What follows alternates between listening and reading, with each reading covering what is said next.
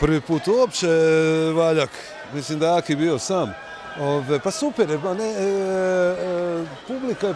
publika osjeti ako im se ponudi nešto.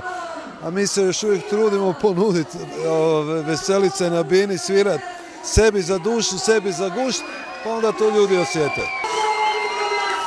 Pa mislim u ovo vrijeme interneta i svega, svi znaju sve, znamo da će biti mladih koji znaju i nove pjesme, da će biti starije publike koja je odrastala uz nas, ko će znati opet stare pjesme.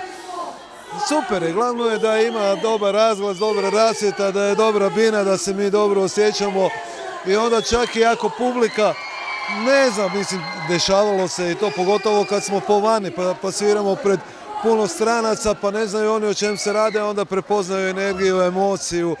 Tako da je bitno, Aki to često kaže, nema loše publike, ima samo loših izvođača. Super, jedino puno rakije sam morao, gdje dođemo rakijica.